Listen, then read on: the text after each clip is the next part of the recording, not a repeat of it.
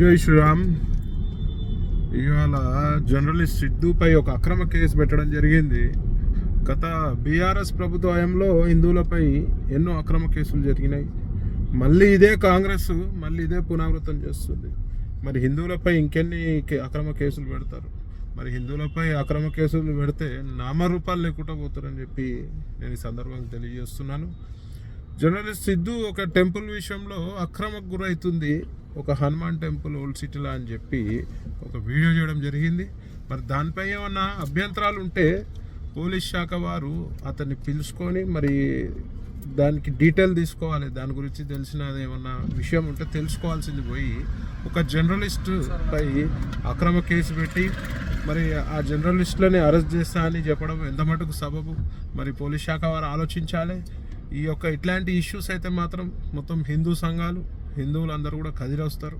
మరి రేపు ఒక జర్నలిస్టు గొంతును నొక్కే ప్రయత్నం చేస్తే మరి జర్నలిస్టులకు కూడా అండగా మా హిందూ సంఘాలు అన్నీ ఉంటాయి.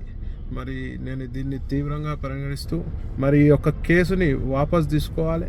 ఎవరు కంప్లైంట్ ఇచ్చారు అసలు దాని డీటెయిల్స్ పూర్తిగా తెలియజేయాల్సిన బాధ్యత పోలీస్ శాఖపై ఉంది. జై శ్రీరామ్.